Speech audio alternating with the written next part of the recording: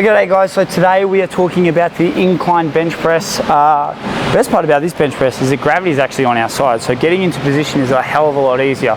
Now what we need to remember with our bench press is that our bench press or our chest is very much at its strongest when our scapula is retracted, and the reason being is because it creates stability when we retract our scapula. So first point of call with this is we're going to set up our lower part so we create our leg drive, and then we're going to set up our scapula for our bottom section. So first things first, what we're going to do in order to create our leg drive is we're going to place we're going to get up onto our toes and place them directly underneath our backside. From here we're going to shuffle down now. With my toes, I want to drive down. I want to drive these heels down, and you'll feel your quads switch on, and you'll also feel your glutes switch on. You'll create stability through your hips, your knee joints, and your ankle joints by simply driving down. Next point of call is we want to shore up our shoulder blades. Now, what we would normally do when it comes to our flat bench press is we would arch our back as high as we possibly can, slide in, and then create our wedge. Now, we're fortunate enough with this exercise that gravity is already making us do the work. Gravity is already doing the work for us. So all we need to do here is simply just tuck ourselves down and under, and we're in position as is now. We're going to drive our heels down, shoulder blades are going to be pinned back and down. We're going to be pulling down with our lats. Think about pulling your scapula down and into your back pockets. So again, we're going to pull yourself down, nice long neck, shoulder blades back and down, chest up nice and tall. Here we're going to grab a hold of the bar, set ourselves up. I tend to go about a thumb width to a thumb and a knuckle out. You can also aim to have your pinkies along these slits outside here. However, I find that to be just a little bit too far. So if we pull our shoulder blades back and down, thumb and a knuckle out, and you'll notice that we're set up nice and tight. In this position, what I want to do is I want you to pull your hands apart as if this bar is connected in the middle. So when we're in this position here, shoulder blades are pinned back and down, I'm pulling the bar out that direction.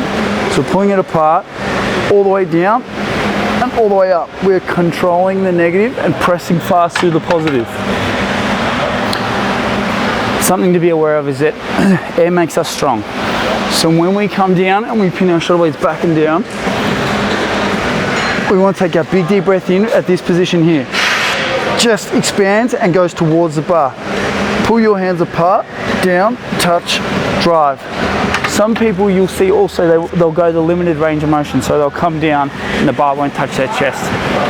Get down as far as you can. Take your muscles for their full range of motion. Take them to their weakest point and then drive back up. So again, setting my feet first. Onto the toes, pushing my heels down. Squeezing my glutes on, shoulder blades are pinned back and down towards my backside. Hands, a thumb and a knuckle out, pulling the bar apart. From here, big deep breath in, expand the chest, down, touch, drive, down, touch, drive. Little trick with this too is that we're trying to work on the incline press, our clavicular head. Our pectoral muscle has two heads. It has one that inserts onto our sternum here, and one that inserts up into our clavicular there.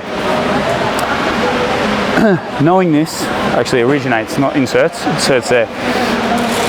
Knowing this, when we transfer ourselves up onto the 45, we're hitting mainly our clavicular head. So when we bring the bar down, let's aim just a little bit higher than the midline of our chest. With a flat bench press, you hear all the time, aim for the highest point of the chest. With our incline press, we're actually aiming for the clavicular head itself. So the muscle or the big bulges that sit just up around our throat area. So again, we're pulling our shoulder blades back and down, we're expanding our chest, taking a big deep breath in. And then when I'm bringing this down, I'm pulling it apart and taking it to that clavicular head point, driving up. Things to be aware of.